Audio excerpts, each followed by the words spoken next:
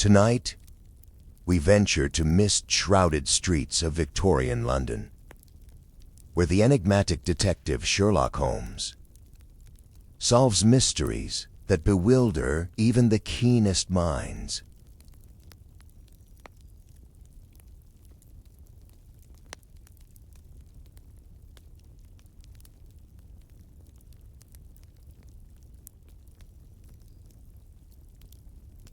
The Thames River.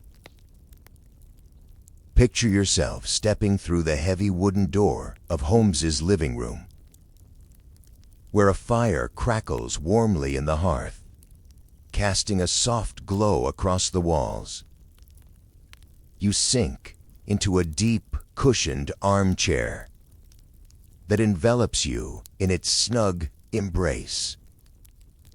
The rich aroma of pipe tobacco mingles with the natural scent of the leather, creating an atmosphere of old-world charm and comfort. Around you, shelves brim with books and curious artifacts, each one a silent witness. To many, a mystery unraveled within these walls. So let's curl up by the fireplace and allow the bustle of modern life to melt away. Here, in the cozy retreat of Sherlock Holmes's study, amidst the comforting scents of old books and leather, we'll embark on thrilling journeys through the foggy, lamp-lit streets of London, where every shadow whispers a tale of intrigue and ingenuity.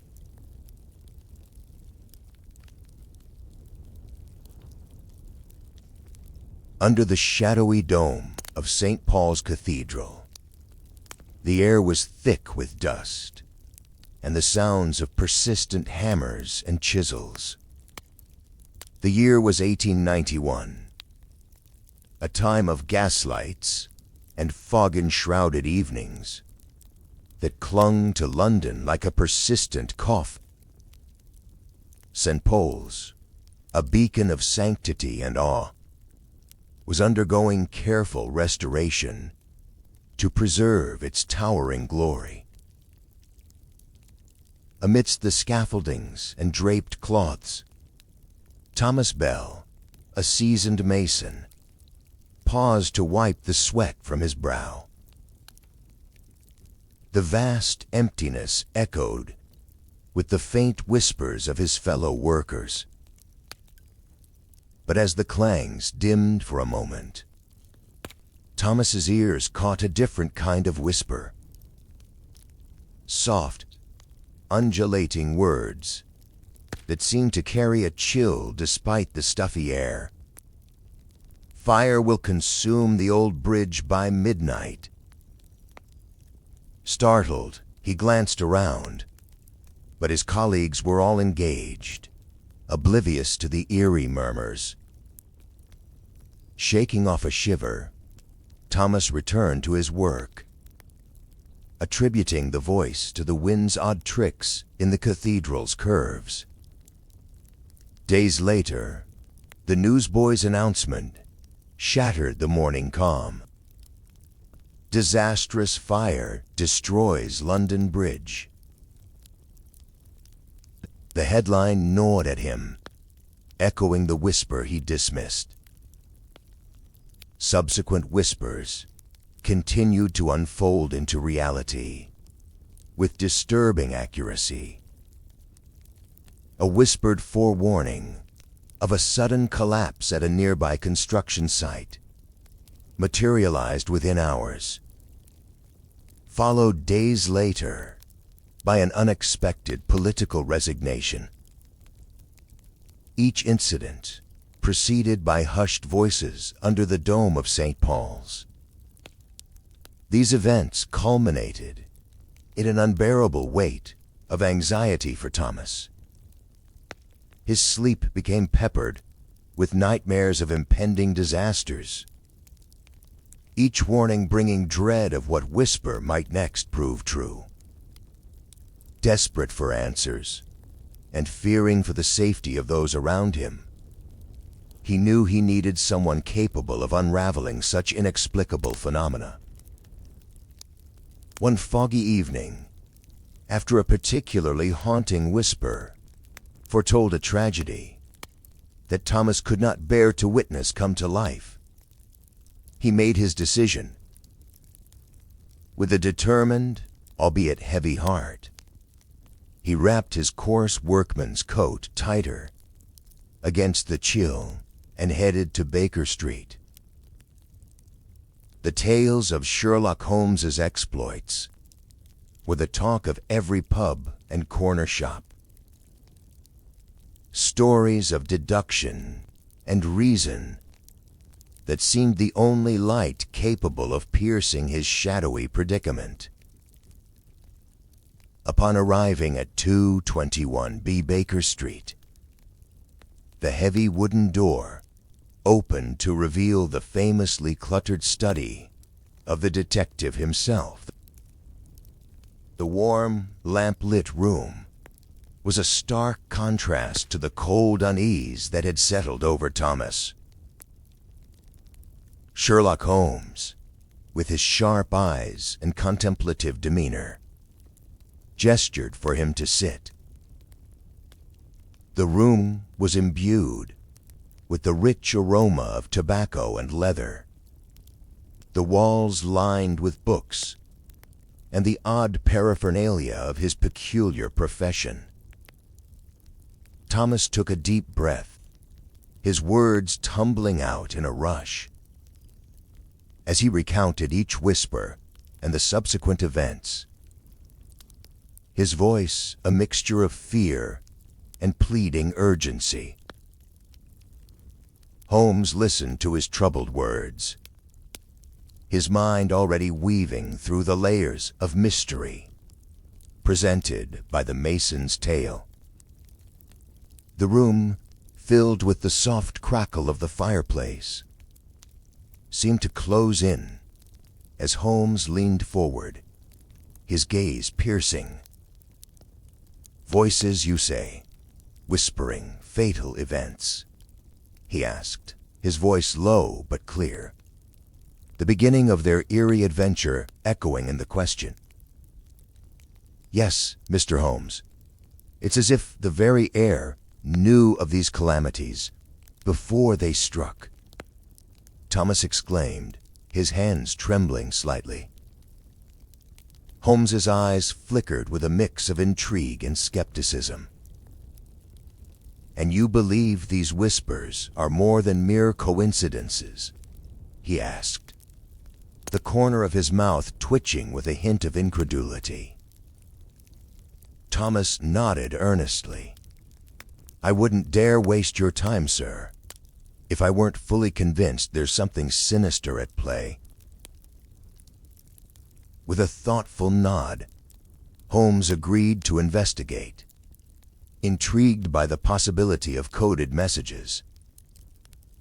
"Watson, we shall visit St. Paul's Whispering Gallery on the morrow. There is nothing like a mystery at great heights to stir the blood."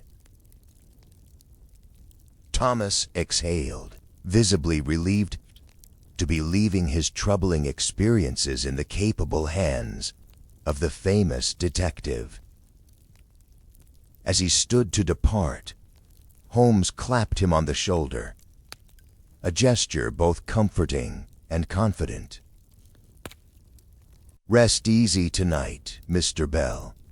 Tomorrow we unravel this mystery," Holmes said, his voice a blend of reassurance and determination that seemed to lift some of the worry from Thomas's broad shoulders. As the door closed behind their guest, Watson turned to Holmes with a teasing grin. "Holmes, only you would find comfort in whispered threats and shadowy plots."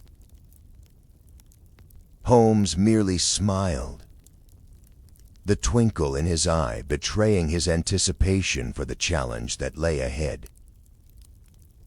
Together, they settled into the evening, the room wrapped in the cozy familiarity of their camaraderie. and the crackling fire. While outside, the whispers of London awaited their unraveling. As dawn's light struggled to penetrate the thick London fog, Holmes and Watson prepared for their visit to St. Paul's Cathedral.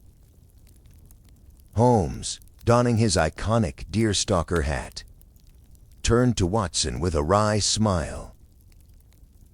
"I do hope you're not afraid of heights, Watson.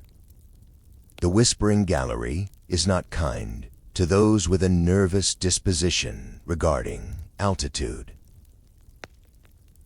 Watson, adjusting his bowler hat, chuckled. "Holmes, after all our adventures, I believe a lofty gallery is the least of my worries.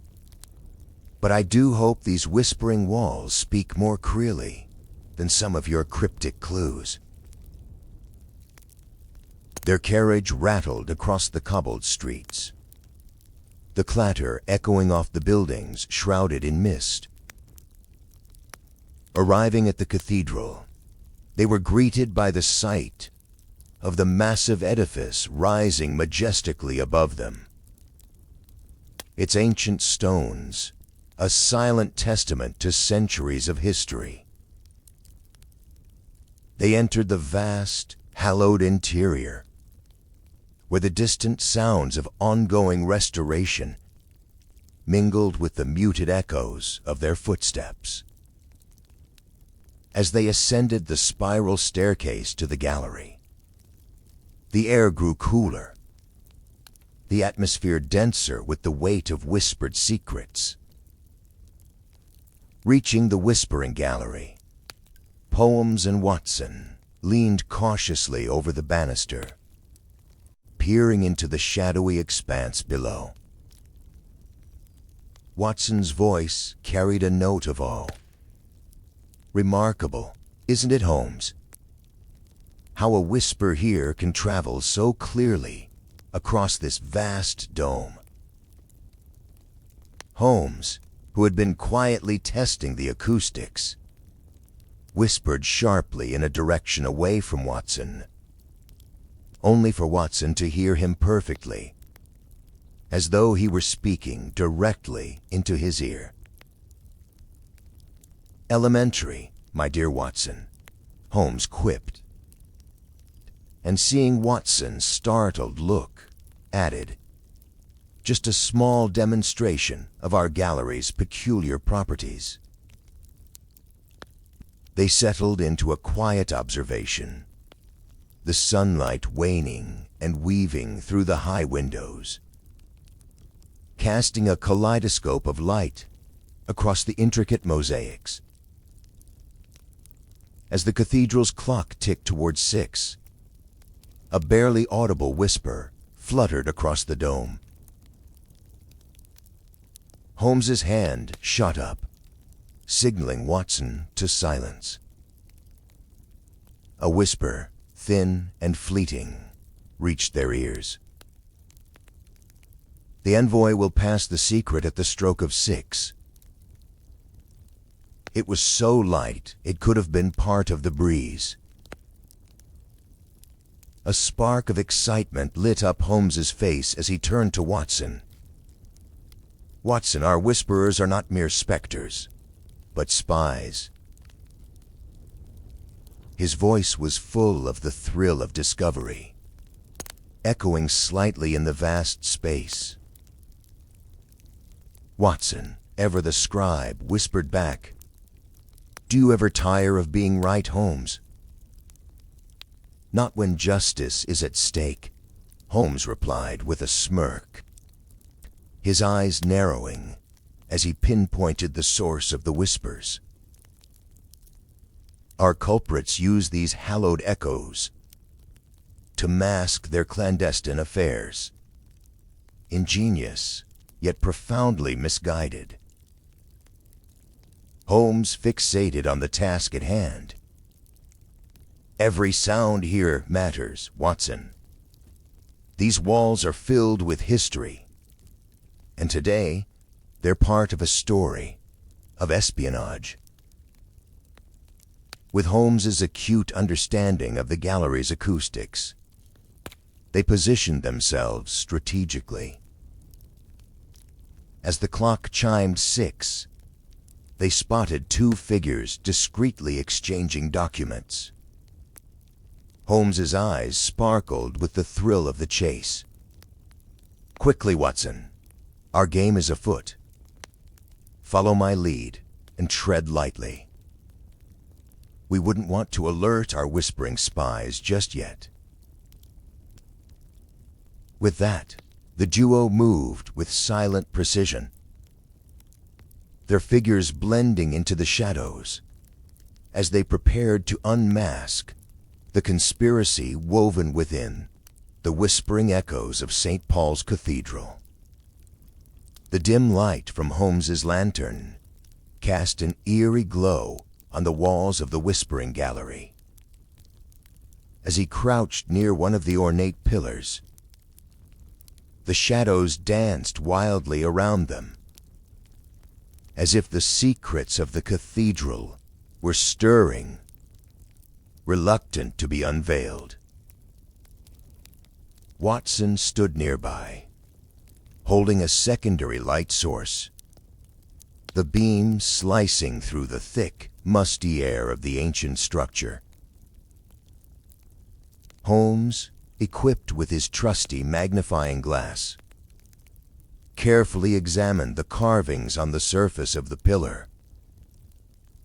To an untrained eye, they appeared merely as part of the decorative flourish that adorned the cathedral's interior.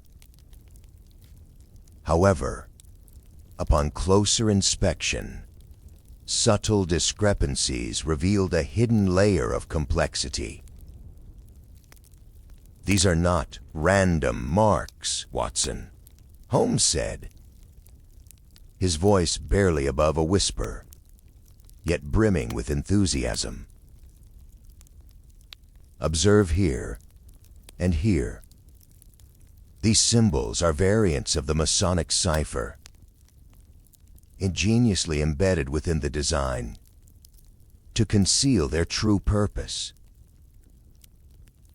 Watson leaned in, his curiosity piqued, as Holmes pointed out the intricate details.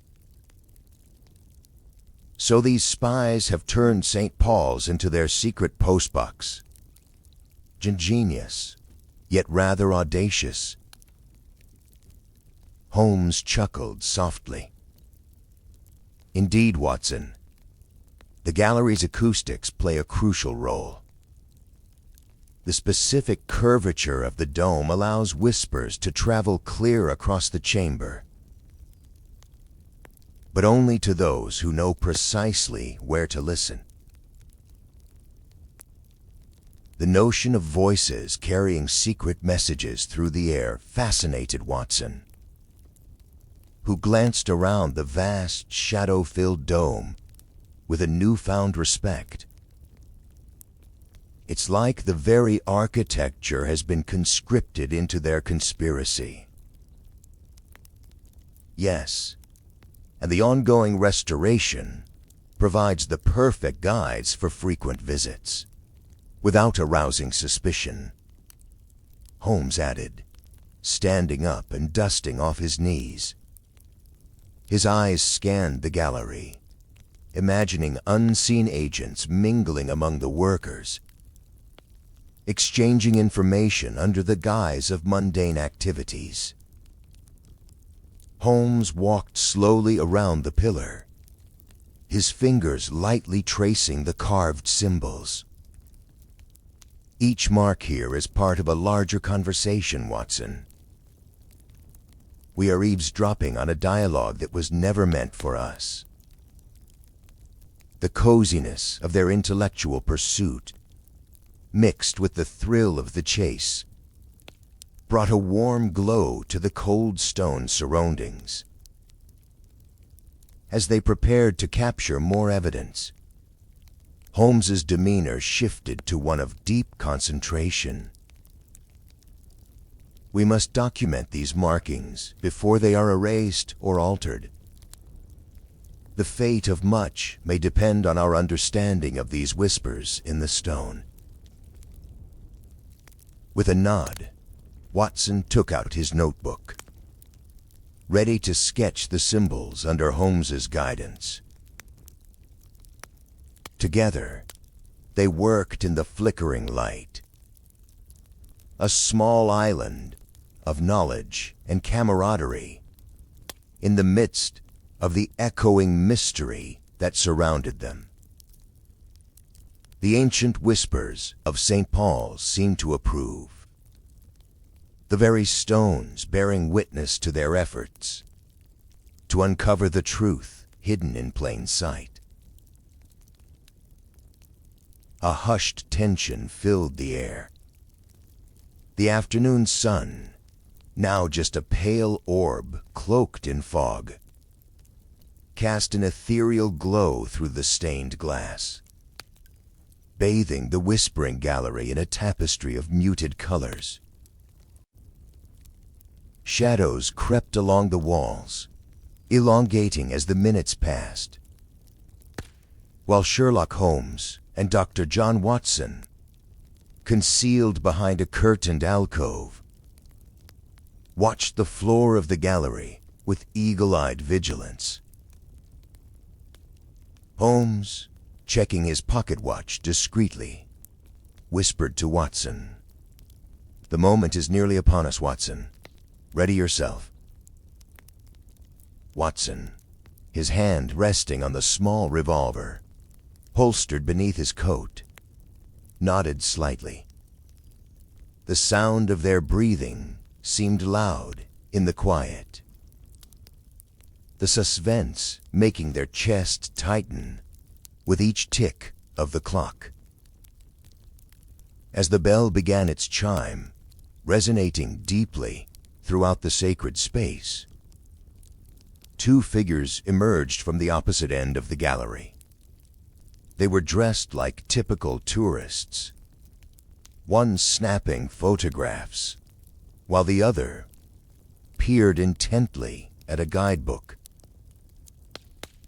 However, their casual glances and subtle hand signals did not escape Holmes's keen observation. "The handoff is imminent," Holmes murmured, his eyes narrowing as he watched the pair rendezvous beside a carved angel, their actions casual but calculated. As the sixth chime echoed, Holmes and Watson sprang from their hiding spot, moving with a precision that belied their earlier stillness. Holmes approached the suspects with an authoritative stride, his coat billowing slightly with the swift movement. "Gentlemen," he announced, his voice resonant in hallowed space, "I believe you have mistaken this cathedral for a spy rendezvous." The two men turned, startled, their composure cracking as they realized they were not alone. Watson flanked Holmes, his medical bag subtly concealing his ready hand on his revolver, his eyes fixed firmly on the suspects. "Your plot has been unraveled," Holmes declared, with a steely gaze as the cathedral police, previously alerted, closed in silently. "The whispering gallery will no longer echo with your treachery." The suspects, caught off guard and outnumbered, surrendered without a struggle, the coded messages found in their possession.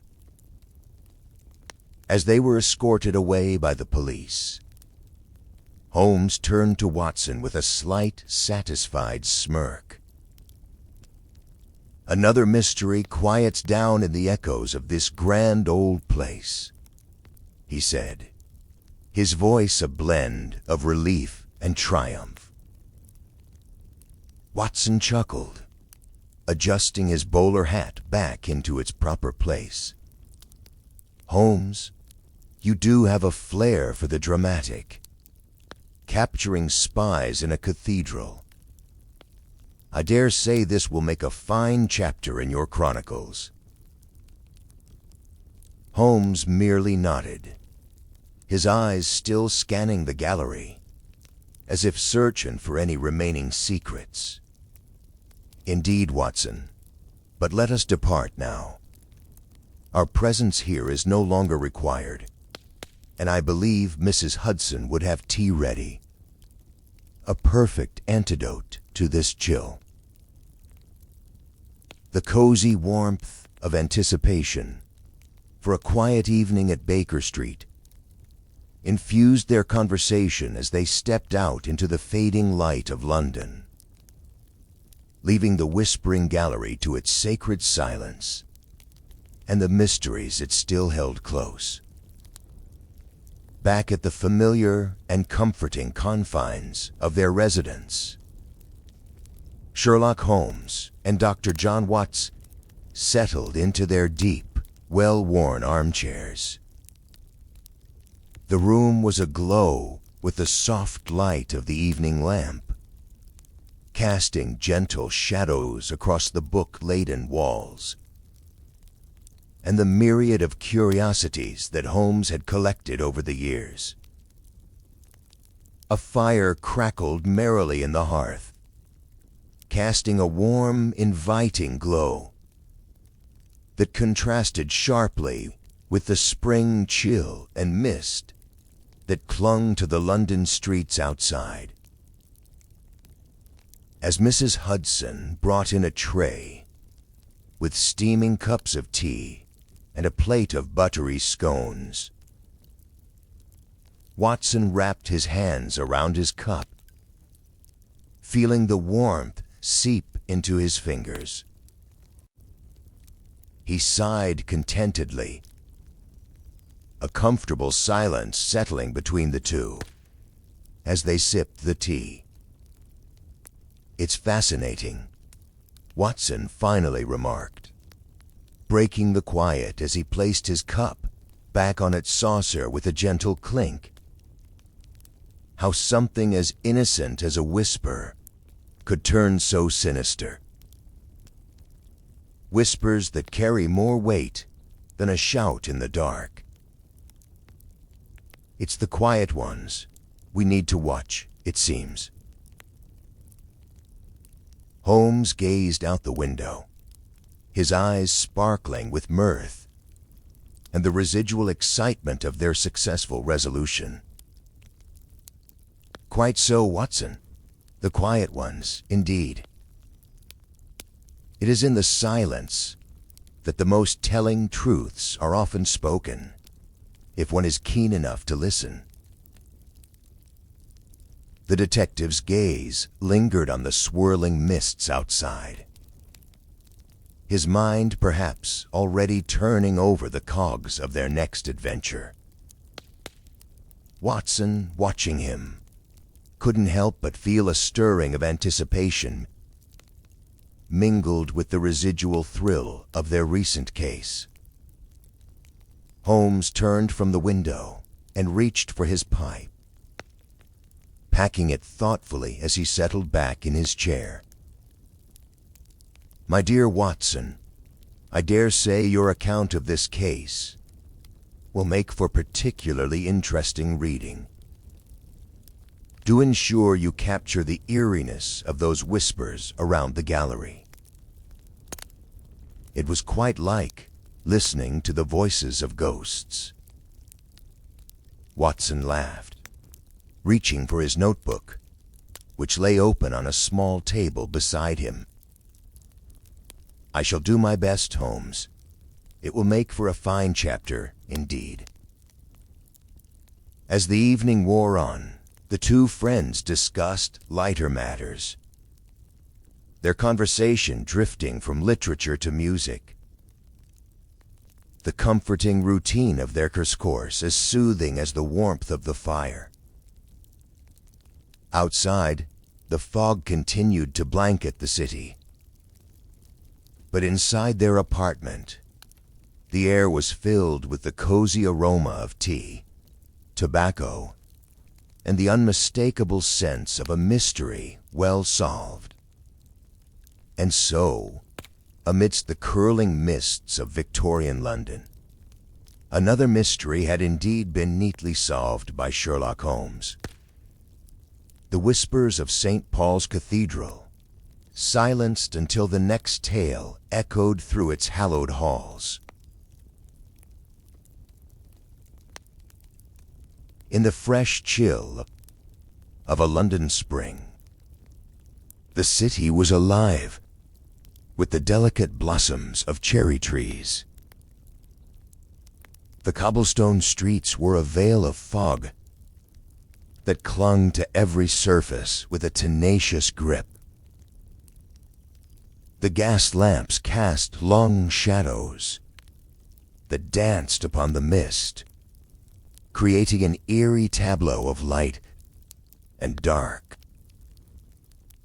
It was within this spectral world that Sherlock Holmes, with his keen eyes piercing through the haze, and Dr. John Watson, his ever-faithful companion, made their way towards a sinister mystery that had the city's elite in a grip of fear: the saffron poisonings. 3 politicians in as many weeks, Holmes. All perished after meals containing saffron, an unusually exotic and expensive spice, Watson remarked, his voice carrying a hint of urgency as they strolled through the damp streets, shrouded in a fine mist. Their path led them to La Fleur de Lis, a gourmet restaurant renowned for its saffron-infused delicacies. The evening air was crisp, tinged with a residual chill, as they entered the warmly lit establishment. "Mr. Holmes, Dr. Watson, I've been expecting you," greeted the owner, his voice a smooth baritone. "After what occurred, I am at your disposal." Holmes surveyed the establishment with a critical eye. "I appreciate your cooperation. May we see the table where the late Sir Gregory dined last night?" "Right this way, gentlemen." They were led to a secluded corner of the restaurant. The table was set near a window, the heavy velvet curtains partially drawn, creating a private, almost secretive atmosphere. Holmes examined everything meticulously, from the cutlery laid out with precision to the leftover meal, to the wine glasses still gleaming under the soft glow of the overhead chandelier. "Tell me," Holmes began, turning back to the owner, "was there anything unusual about last night? Any peculiar guests or happenings?" "Nothing out of the ordinary. Sir Gregory was a regular here. Polite, kept to himself. Always ordered our specialty saffron risotto." Holmes paused, his eyes narrowing slightly. "And the saffron, where do you procure it?" "A reputable dealer, sir. The same one for years." "Thank you. You've been most helpful," Holmes said, his mind clearly piecing together a larger picture as he moved towards the door. Once outside, he turned to Watson. "Our next step is to visit this dealer. There's more to this spice than its flavor, I suspect."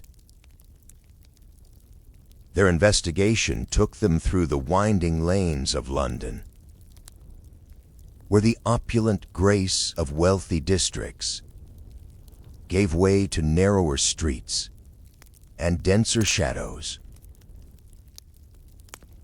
The saffron dealer's shop was an unassuming place, crammed with spices from around the globe, their scents mingling into a heady cloud. The dealer, a wiry man with sharp eyes, greeted them cautiously. "Saffron, you say?" "Yes. I supplied it to several top kitchens, including Le Fleur de Lis," he admitted after some probing. "But I assure you, my goods are pure." "Perhaps too pure," Holmes murmured, more to himself than to others. "And your source, could anyone have tampered with it before it reached you?" "That's unlikely, Mr. Holmes. It comes directly from the cultivators to me." "Interesting," Holmes mused. "Thank you for your candor. Watson, we must consider the possibility that the motive may be deeply personal, tied not to the spice itself, but to what it represents." He gathered a pile of the recent outbound delivery records, tucking them carefully beneath his arm before heading home for the night. Hours later, the pair sat ensconced in the cozy warmth of their Baker Street residence, surrounded by the familiar clutter of books, papers, and the odd relics of mysteries past. Holmes reviewed the delivery records they had obtained from the saffron dealer, his sharp eyes scanning for anomalies. A name caught his attention: Michael Farrington. "Watson, observe this pattern," Holmes said, pointing at the delivery notes. Michael Farrington, an archaeist by profession, signed off on these deliveries under the guise of verifying the spice's authenticity for an exhibition. Why would an archaeist involve himself in the culinary supply chain? The flicker of the fireplace cast playful shadows across the room, while the muffled sounds of the city's nightlife filtered through the windows, setting a backdrop of enigmatic calm. Holmes, lounging in his armchair with his legs crossed and fingers steepled in contemplation, broke the silence with a reflective tone. "Watson, our investigation uncovers more than just a series of crimes. It reveals a narrative embedded into the very fabric of London's history. These politicians were all vehement opponents of reforms to aid the slum districts, connected by a thread of past calamities. Watson, nursing a cup of tea, leaned forward, intrigued. "You mean the famine, Holmes? The one that struck the city's poorest with such ferocity?"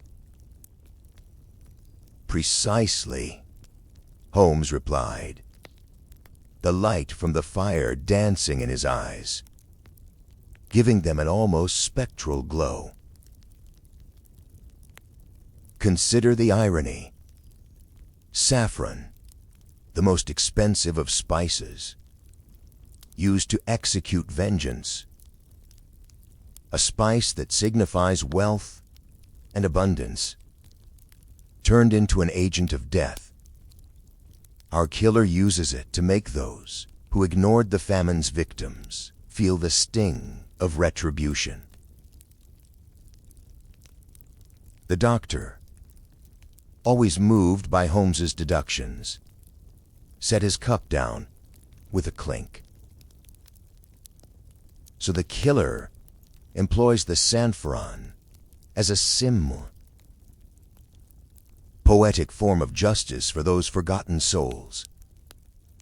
But who could orchestrate such a thing? And how did we come to suspect Farrington? Holmes rose from his seat and paced by the window, hands clasped behind his back. Ah, Watson, that's where the archives come into play. Farrington, as an archivist, had unrestricted access to not only historical records, but also personal details of the city's elite. His unique position allowed him to unearth the connections between the victims and their ancestral ties to the government's neglect during the famine. The room seemed to close in as the weight of Holmes's words settled in the air. His knowledge of chemistry, likely self-taught from books, found in the very archives he tended, enabled him to concoct a poison so subtle, yet so lethal. He chose his diptyms deliberately, ensuring each was a descendant of those who once turned their backs on the suffering masses. Watson, ever the empath, frowned deeply. It's tragic to think that seeking justice could twist a man's soul so darkly. Holmes nodded, returning to his armchair. Indeed, Watson, it is a poignant reminder of the fine line between justice and vengeance. Tomorrow, we shall confront Farrington. We must stop him before he becomes further consumed by the shadows of his cause. As they sat in silence, the only sound was the soft crackle of the fire, and night dissolved into the dawn of a new day.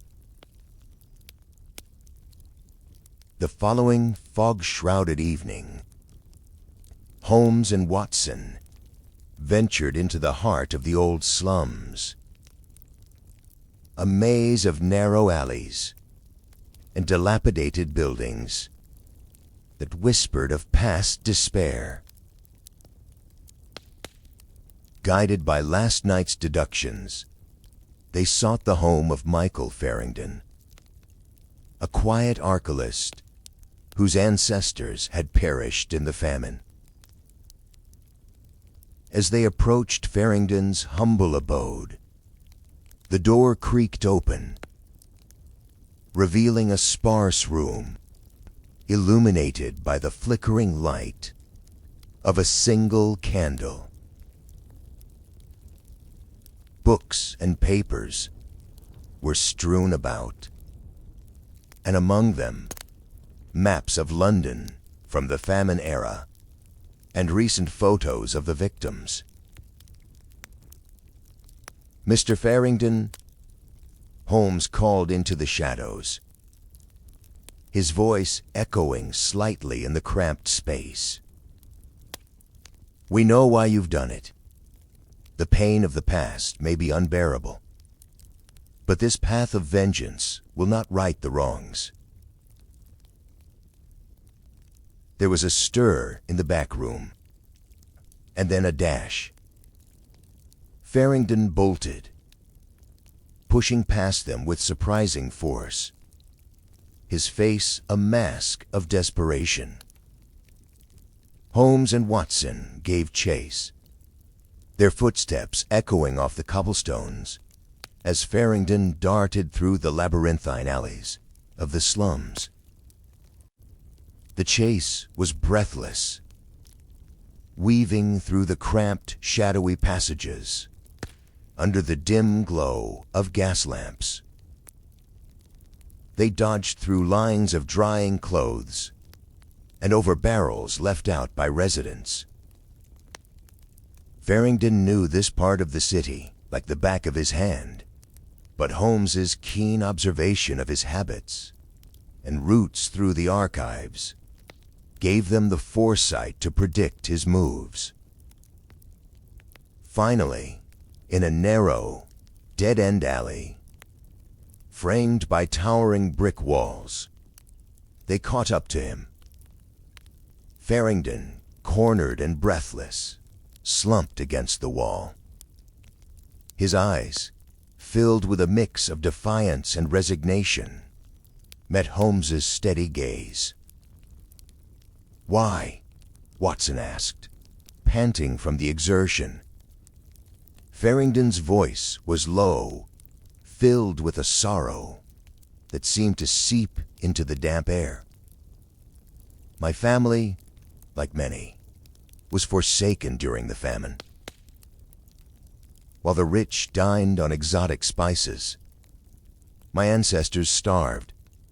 I wanted them to taste the bitterness of our despair." Holmes nodded, his expression somber. "I understand your grief, Mr. Farrington, but justice is not served with the same spoon that scooped the poison. It must be sought in the light of truth, not the shadows of revenge."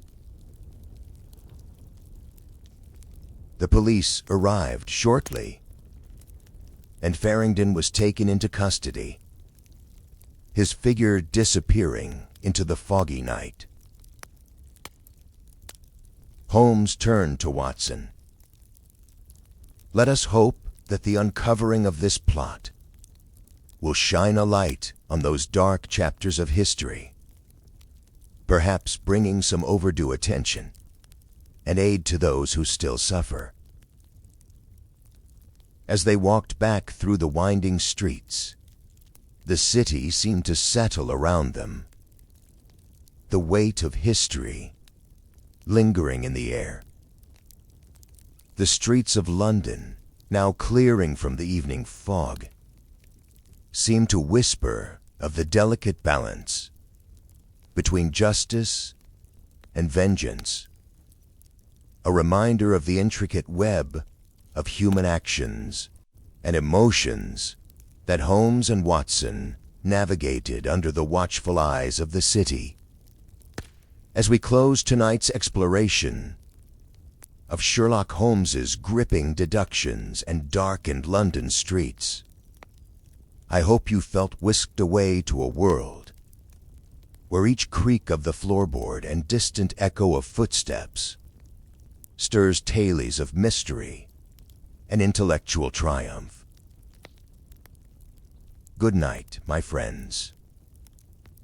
May your dreams be filled with hazy fogs and the dim glow of gas lamps, where the alleys of London promise unsolved mysteries, just waiting to be unraveled.